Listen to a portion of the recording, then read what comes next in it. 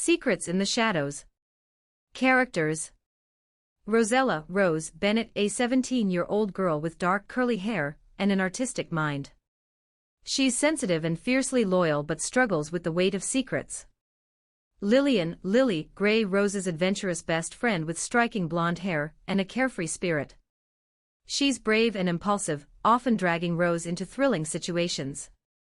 Detective Mia Torres, a tough, no-nonsense investigator. Her empathy shines through her authoritative demeanor. She's determined to uncover the truth.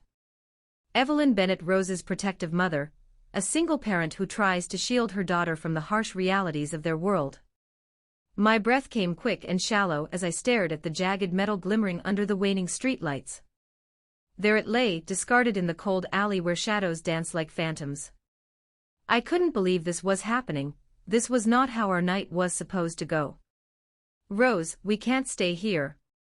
Lillian's voice pierced through my spiraling thoughts. She grabbed my hand, her warmth grounding me as we exchanged frantic glances. We have to go. Now. But what about him? I pointed toward the dark crimson stain rapidly spreading across the pavement, a horrifying reminder of our decision, of the fight we had found ourselves in. He was a monster, Rose. Lillian's eyes blazed with fierce determination. We did what we had to. Just think of everything he tried to do to us. I couldn't let him hurt you. As we sprinted down the rain-slicked street, I fought against the tempest of emotions swirling inside me, fear, guilt, and an overwhelming sense of dread.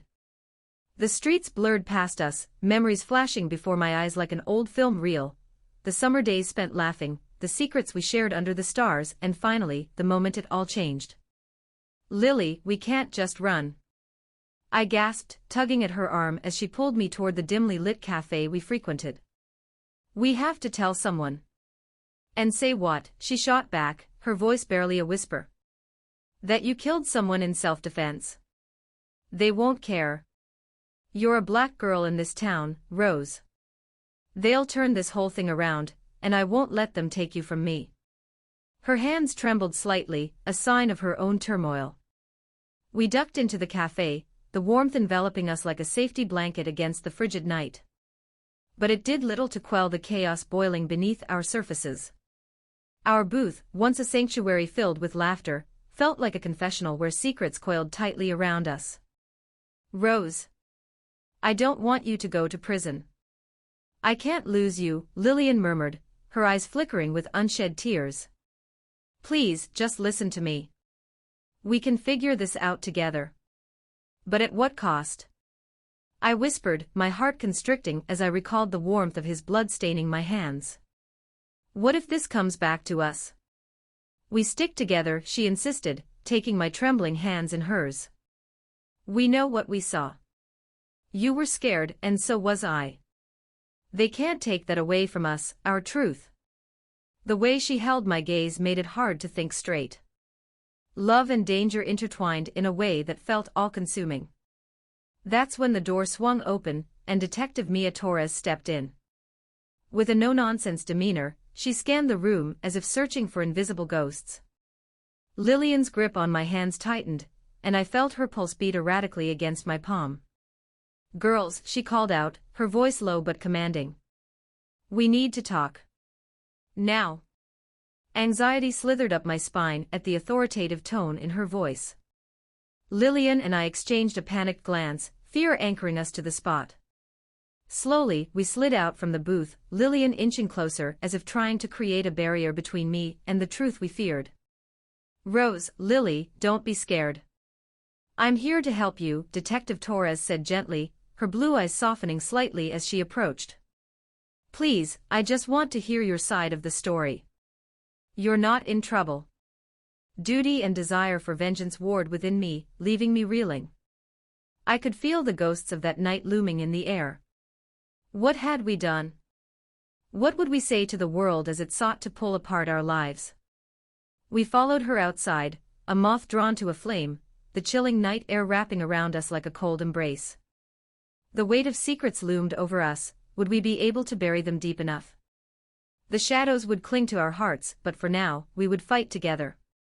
I squeezed Lillian's hand, feeling the warmth seep through the clutches of fear. Together, I affirmed, and she nodded as we stepped into the unknown, hand in hand, ready to face whatever the world was willing to throw at us.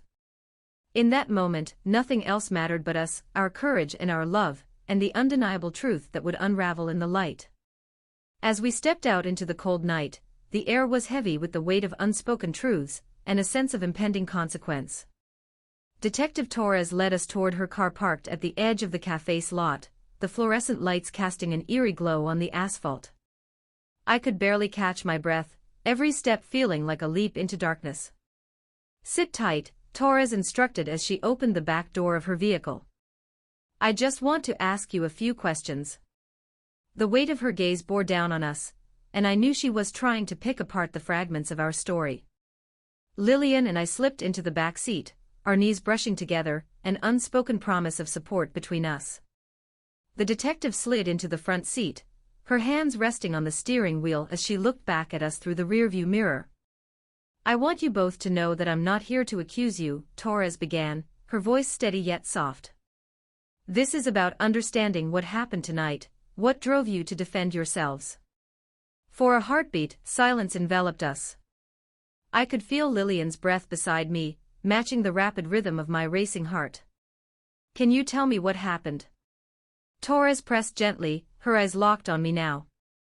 I hesitated, the memories flooding my mind like a wave, a chaotic rush of fear, adrenaline, and the visceral dread of what I'd done. I glanced at Lillian, whose gaze urged me to keep going. "It was supposed to be a normal night," I finally managed, my voice barely above a whisper. We were just hanging out, laughing like we always do." But then he showed up. I paused, memories swirling in a tumult. He'd been bothering us for weeks, making threats, saying things that made us feel unsafe. Lillian swallowed hard, her fingers clutching mine tightly. "He cornered us in the park. I thought we could just ignore him, but I saw the knife." Detective Torres straightened in her seat, her eyes narrowing slightly. "A knife?" "Yes," I confirmed, my voice trembling. I didn't want to believe it at first. He was so angry, yelling at us. But when he pulled it out, all I could think was that he was going to hurt Lily. "And that's when you fought back." I nodded, the words spilling out like the dam within me had burst. I grabbed the switchblade. I didn't even think, it was just instinct. I thought if I didn't do something, he would really hurt us. Lillian interjected, her voice rising slightly with urgency. "I was scared. I thought I was going to lose Rose. I didn't want to die." The raw emotion in her words shook me, reminding me of how close we had come to a point of no return. "Okay," Detective Torres said calmly, taking it all in. "You acted in self-defense. That's important. But there are procedures we must go through. And I need you both to tell me everything, every detail of that night. This is to protect you." "Protect us?" I echoed, skepticism creeping into my tone. "How can you protect us when I... Rose. You're both safe for now. I'm not here to judge you. But we need to be clear on everything that happened." Her voice was firm yet comforting, as if she understood the complexity of our emotions. The tension in our small space filled the air, and I leaned closer to Lillian, drawing strength from her presence. "We won't let them take us apart," I whispered under my breath, feeling her squeeze my hand in agreement. As I began recounting the events of the evening, my recollections wrapped in horror and disbelief, I felt a strange sense of liberation wash over me. Each detail sucked out the venom of my guilt, if only a little. I spoke of how I had wielded the blade, the fear coiling in my stomach, and the chilling moment when the fight spiraled out of control.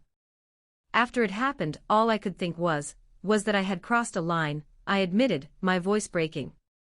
"I didn't mean for any of this, the blood, the chaos, it was overwhelming." Detective Torres nodded, her expression sympathetic. "You acted in a moment of fear, Rose. That doesn't erase what happened, but it does matter. I believe you." The weight of her belief settled around us, making the air thicker with possibility. I looked over at Lillian, who met my gaze with a fierce spark. She was my light in this dark, uncertain world. Suddenly, my phone buzzed in my pocket, the familiar tone slicing through the tension.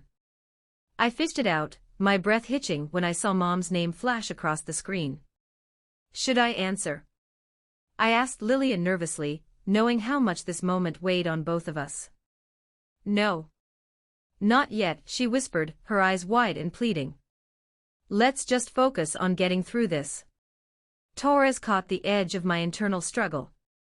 You're thinking about your mother, she said gently. Once you're finished here, I'll make sure you can contact her. But we need to wrap this up first. With renewed resolve, I turned back to Torres. We'll tell you everything.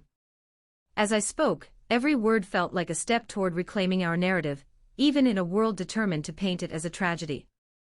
Together, Lillian and I began to weave our truth into the fabric of our lives, ready to face the shadows of that night, and the uncertain dawn that was about to break. We would find our way through the darkness, hand in hand, fighting for each other as fiercely as we had fought that night in the alley. In that moment, we weren't just survivors, we were warriors in the fight for our own story, ready to embrace the future we would carve out against the odds.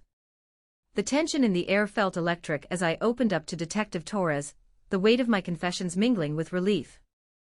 Lillian kept her grip firm on my hand, a lifeline in this storm of uncertainty. We took turns recounting the chaos of that night, the razor-thin line between fear and survival. I remember every moment, Lillian said, her eyes locked onto Detective Torres with fierce determination. The moment he threatened us, the way his eyes burned with anger, it felt like our lives were hanging in the balance.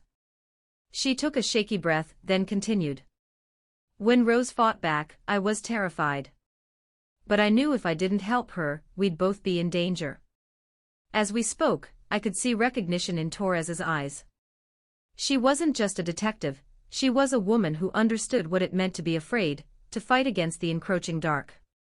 She nodded thoughtfully, not interrupting as we shared the raw truth of our experience. After what felt like hours, we finally finished detailing the events, our voices trembling yet unwavering. Torres leaned back in her seat, processing everything we had laid bare to her. I glanced at Lillian, whose eyes glimmered with a mixture of pride and fear, a flicker of hope in the midst of our shared trauma. Thank you, girls. I know that wasn't easy, Torres said, her voice steady and calm. What you faced was terrifying, and it's important that you both understand there are people who will fight for you. But we're not done yet. There are protocols we need to follow, and I'd like to arrange for you to speak with a counselor who can help you process what happened. A counselor? I echoed, feeling the mention make my heart race again. I had avoided thinking about what I'd done, what I had seen, for far too long. Yes, someone who specializes in helping young people navigate traumatic experiences. You deserve that support, Torres reassured us. And I'll also speak with your mother as soon as we're done here. Lillian squeezed my hand tighter. I knew she was worried about what my mom would say. The last thing we needed was for our unfolding story to reach her before we were ready. Will she understand? Lillian asked, a hint of fear quaking in her voice. I mean, how do we even explain this? She will, Torres replied confidently, her blue eyes soft with understanding.